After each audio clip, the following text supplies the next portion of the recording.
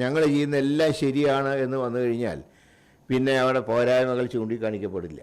അപ്പോൾ പോരായ്മകൾ ചൂണ്ടിക്കാണിക്കണം, പക്ഷേ അതിൻ്റേതായിട്ടുള്ളൊരു എന്താ പറയേണ്ടത്, ഒക്കെ നന്നായി കാണണം എന്നുള്ള ആഗ്രഹത്തിലുള്ള വിമർശനമായിരിക്കണം, അല്ലാതെ ഇത് മുടിഞ്ഞു പോട്ടെ എന്നുള്ള വിമർശനമാവരുത് എന്ന് മാത്രമേ ഞാൻ പറയുന്നത്. ഞാൻ വിമർശനം നല്ലത് തന്നെയാണ്.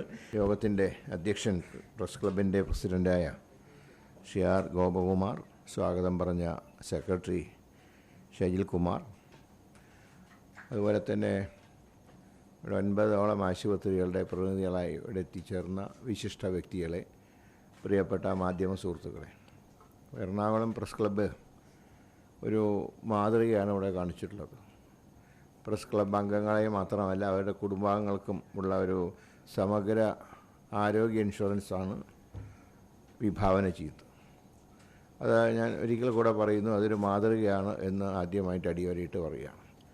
കാരണം മാധ്യമ രംഗത്ത് പ്രവർത്തിക്കുന്നവരും അവരുടെയും ആരോഗ്യം സംരക്ഷിക്കേണ്ടത് മാധ്യമ മേഖലയുടെ കൂടെ ചുമതലയാണ്. സർക്കാരിനും അതിൽ ഉത്തരവാദിത്വമുണ്ട്. ഇപ്പം തന്നെ നമുക്കറിയാം, പലവിധ അസുഖങ്ങളും നമ്മളെയൊക്കെ വേട്ടയാടുന്നുണ്ട്.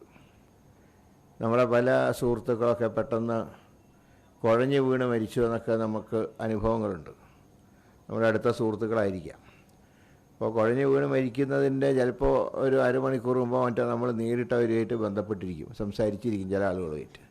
അങ്ങനെയുള്ള ആളുകളാണ് പെട്ടെന്ന് നമ്മൾ കേൾക്കുക കുഴഞ്ഞു വീണ് മരണപ്പെട്ടു. അതിൻ്റെ കാരണം അവരിലും രോഗമുണ്ട്, നിശബ്ദമായിട്ട് രോഗം അവരോടൊപ്പം ഉണ്ടായിരുന്നു. പക്ഷേ അത് കണ്ടുപിടിക്കാനോ പ്രതിരോധിക്കാനോ പലപ്പോഴും ശ്രമിക്കാറില്ല. കാരണം നമുക്ക് അങ്ങനെ ഫീൽ ചെയ്യാറില്ല.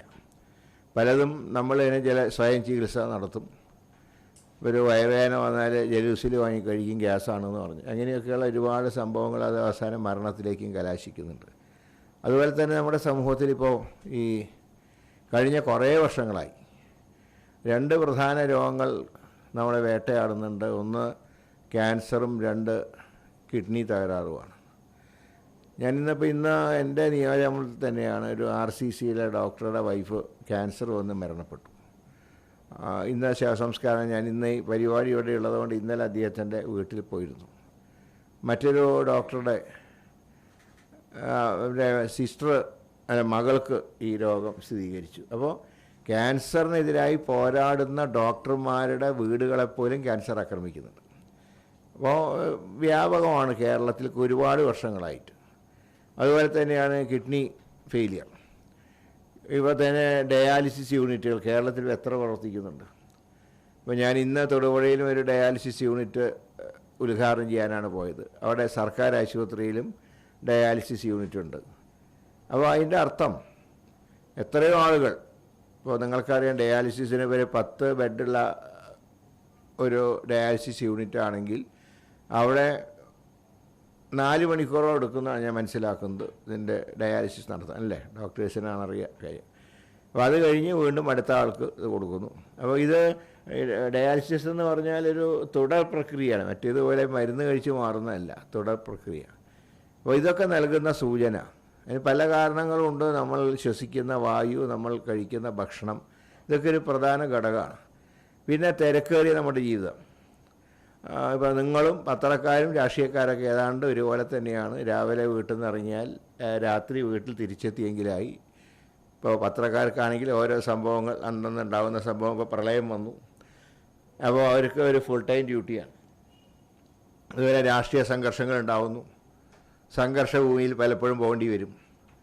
ചിലപ്പോൾ ആ സംഘർഷത്തിൻ്റെ കാര്യങ്ങളൊക്കെ ഷൂട്ട് ചെയ്യാൻ വേണ്ടി, അത് ക്യാമറയിൽ പകർത്താൻ, അപ്പോൾ എല്ലാം ലൈവായിട്ടായിരിക്കും. അതിനൊക്കെ എടുക്കുന്ന ടെൻഷനുണ്ട്. ടെൻഷനും ഒരു പ്രധാന ഘടകമാണ്. രാഷ്ട്രീയത്തിലാണെങ്കിലും മാധ്യമരംഗത്താണെങ്കിലും ഏറ്റവും കൂടുതൽ ടെൻഷൻ അനുഭവിക്കുന്നവരാണ് മാധ്യമപ്രവർത്തകരും അതുപോലെ തന്നെ രാഷ്ട്രീയ പ്രവർത്തകരും. അങ്ങനെയൊക്കെയുള്ളൊരു ജീവിതത്തിൽ എന്താ പറയേണ്ടത്, അങ്ങനെ ഒരു 24 മണിക്കൂർ എന്ന് തന്നെ പറയാം, അങ്ങനെ പ്രവർത്തിക്കുന്ന മാധ്യമപ്രവർത്തകർക്ക് ഒരു ആശ്വാസമായി അവരുടെ ആരോഗ്യം പരിപാലിക്കാൻ, അവരുടെ മാത്രമല്ല അവരുടെ കുടുംബാംഗങ്ങളുടെ. ഇപ്പോൾ കുടുംബാംഗങ്ങൾ പലപ്പോഴും അവരുടെ ഒരു ടെൻഷൻ എന്ന് പറഞ്ഞാൽ അത് വേറെ ടെൻഷനാണ്. കാരണം ഭർത്താവ് അല്ലെങ്കിൽ വീട്ടിലൊരു കുട്ടി പുറത്തു പോയി തിരിച്ചു വരുന്നവരെ ആ വീട്ടുകാർക്ക് ഉണ്ടാകുന്ന ടെൻഷൻ, അങ്ങനെയൊക്കെയുള്ള ഒരു അവസരത്തിൽ അവരുടെ ആരോഗ്യം സംരക്ഷിക്കാൻ പ്രസ് ക്ലബ്ബ് മുന്നോട്ട് വന്നു എന്നുള്ളത് വലിയ കാര്യമാണ്. അത് ആദ്യം 4 ആശുപത്രിയിൽ നിന്ന് 9 ആശുപത്രിയിലേക്ക് എത്തി. ഒരു കാര്യം ഞാൻ അടിയറിയിട്ട് പറയുന്നത്, കേരളത്തിലെ ആരോഗ്യരംഗം സമ്മിശ്രമാണ്. 2 മേഖലയും, പൊതുമേഖലയും സ്വകാര്യ മേഖലയും ഈ രംഗത്ത് കോൺട്രിബ്യൂഷൻ നടത്തുന്നുണ്ട്. അത് സ്വകാര്യ മേഖലയെ സംബന്ധിച്ച് അവർക്ക് അവരുടേതായിട്ടുള്ള രീതികളുണ്ട്. നമുക്കറിയാം, സർക്കാരിലാണെങ്കിൽ ഇപ്പോൾ ഒരു MRI സ്കാൻ മെഷീൻ സ്ഥാപിക്കണമെങ്കിൽ അതിൻ്റെ കത്തടപാട് നടത്തണം, അല്ലെങ്കിൽ അതിനുള്ള സാങ്ഷൻ വരുത്തുന്നവരെ കാത്തിരിക്കണം. മെഷീൻ ഒരു തകരാറ് വന്നു കഴിഞ്ഞാൽ അത് റിപ്പയർ ചെയ്യാൻ ടെൻഡർ വിളിക്കണം. ടെൻഡർ വിളിച്ചില്ലെങ്കിൽ അതിന് ആക്ഷേപം വരും. പക്ഷേ ഒരു സ്വകാര്യ ആശുപത്രിയിലാണെങ്കിൽ അങ്ങനത്തെ പ്രയാസമൊന്നും അവർക്കില്ല.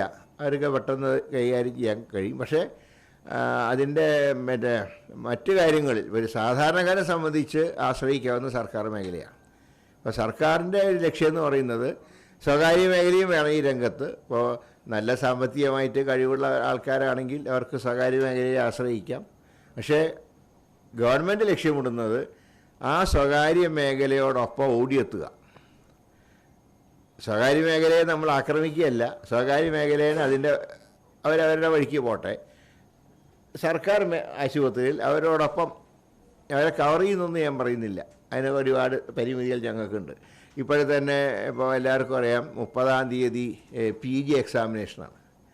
ഇപ്പോൾ ഞങ്ങൾ അപ്പോയിൻ്റ് ചെയ്ത ഡോക്ടർമാർ തന്നെ പറഞ്ഞിട്ടുള്ളത്, സാർ 30-ാം തീയതി കഴിഞ്ഞിട്ട് ചാർജ് എടുക്കാം, നമുക്ക് നോ എന്ന് പറയാൻ കഴിയില്ല. മറ്റൊന്നും കൊണ്ടല്ല, അവർക്ക് PG ഡിഗ്രി അവരുടെ ഭാവിക്ക് ആവശ്യമാണ്. പക്ഷേ അങ്ങനെ വരുമ്പോൾ സർക്കാർ ആശുപത്രികളെ കുറേയൊക്കെ അത് ബാധിക്കും. എങ്കിലും പരമാവധി അടിയന്തരമായിട്ടുള്ള കാര്യങ്ങളിൽ ആവശ്യത്തിലുള്ള ഡോക്ടർമാരുടെ സേവനം ഉറപ്പുവരുത്താൻ ഗവൺമെൻറ് നിർദ്ദേശം കൊടുത്തിട്ടുണ്ട്. അതുപോലെ തന്നെ ചില ആശുപത്രികളിൽ ഡോക്ടർമാരുടെ കുറവ് ഞങ്ങൾക്കുണ്ട്. അത് നികത്താൻ ഉള്ള നടപടികൾ സ്വീകരിക്കുക. ഇപ്പോൾ ഇന്ന് ഞാൻ തൊടുപുഴ ആശുപത്രിയിൽ പോയിരുന്നു. ആശുപത്രിയിൽ കണ്ട് ഡോക്ടർമാരുടെ അഭാവം കാര്യമായിട്ട് അവിടെയുണ്ട്. അപ്പോൾ ഏതൊക്കെ വകുപ്പുകളിലാണ് ഡോക്ടർമാരുടെ കുറവുള്ളത്, ഏതൊക്കെ ഡിപ്പാർട്ട്മെൻറ്റിലാണ് കുറവുള്ളത്, അതിനുള്ള സംവിധാനം ഇന്ന് ഒരുക്കി. അതായത് DHSനോട് പറഞ്ഞ് NHM വഴിയൊക്കെ ഡോക്ടേഴ്സിന് എടുക്കാനും നിലവിലുള്ള ഒഴിവുകൾ നികത്താനുമുള്ള നിർദ്ദേശങ്ങൾ കൊടുത്തിട്ടുണ്ട്. അപ്പോൾ സർക്കാർ ആശുപത്രിയിൽ നിങ്ങൾക്കറിയാം, സ്റ്റാഫ് പാറ്റേൺ എപ്പോഴും 1960 കാലത്തെയാണ്. 1960 കാലഘട്ടം എന്ന് പറഞ്ഞാൽ അന്ന് കരിവണ്ടി ഉണ്ടായിരുന്ന കാലത്താണ്. ഇപ്പോൾ വന്ദേ ഭാരതിലെത്തി. പക്ഷേ ഞങ്ങളുടെ സ്റ്റാഫ് പാറ്റേൺ എപ്പോഴും കാര്യമായിട്ടുള്ള മാറ്റം ഉണ്ടായിട്ടില്ല. അതുകൊണ്ട് ആ മാറ്റം വരുത്താനാണ് സർക്കാർ ശ്രമിക്കുന്നത്. സാമ്പത്തിക പ്രയാസമൊക്കെ ഉണ്ട്, ശരിയാണ്. എങ്കിലും തീർച്ചയായിട്ടും ഞങ്ങൾ അതിൻ്റേതായിട്ടുള്ള, അതായത് രോഗികൾക്ക്, സാധാരണക്കാരായിട്ടുള്ള രോഗികൾക്ക് സംരക്ഷണം ഉറപ്പുവരുത്താനുള്ള ശ്രമങ്ങളാണ് ആരോഗ്യവകുപ്പ് ഇപ്പോൾ നിർവഹിച്ചുകൊണ്ടിരിക്കുന്നത്. അപ്പോൾ ഞാൻ പറയുന്നത് മറ്റൊന്നുമല്ല, ഹെൽത്ത് ഇൻഷുറൻസിൻ്റെ കാര്യത്തിൽ മാധ്യമങ്ങളൊക്കെ ഉൾപ്പെടുത്തുന്ന കാര്യത്തിലൊക്കെ ഞങ്ങൾക്ക് വളരെ സന്തോഷമേ ഉള്ളൂ. സർക്കാരിൻ്റെ വിവിധ പദ്ധതികളുണ്ട്. അതൊക്കെ നമുക്ക് ചർച്ച ചെയ്ത് ഏതെല്ലാം കാര്യങ്ങളിൽ പത്രപ്രവർത്തകർക്ക് അവരുടേതായിട്ടുള്ള സുരക്ഷിത ഉറപ്പാക്കാൻ കഴിയും. അപ്പോൾ മാധ്യമങ്ങൾ ഞങ്ങളെ വിമർശിക്കുന്നതാണെങ്കിൽ പോലും വിമർശനവും ഒരു ആവശ്യമാണ്. കാരണം അല്ലെങ്കിൽ ഞങ്ങൾ ചെയ്യുന്ന എല്ലാം ശരിയാണ് എന്ന് വന്നു കഴിഞ്ഞാൽ പിന്നെ അവിടെ പോരായ്മകൾ ചൂണ്ടിക്കാണിക്കപ്പെടില്ല. അപ്പോൾ പോരായ്മകൾ ചൂണ്ടിക്കാണിക്കണം. പക്ഷേ അതിൻ്റേതായിട്ടുള്ളൊരു എന്താ പറയേണ്ടത്, ഒക്കെ നന്നായി കാണണം എന്നുള്ള ആഗ്രഹത്തിലുള്ള വിമർശനമായിരിക്കണം. അല്ലാതെ ഇത് മുടിഞ്ഞു പോട്ടെ എന്നുള്ള വിമർശനമാവരുത് എന്ന് മാത്രമേ ഞാൻ പറയുന്നത്. ഞാൻ വിമർശനം നല്ലത് തന്നെയാണ്. അപ്പോൾ ആ വിമർശനം ഞങ്ങൾ ഉൾക്കൊള്ളുന്നുമുണ്ട്.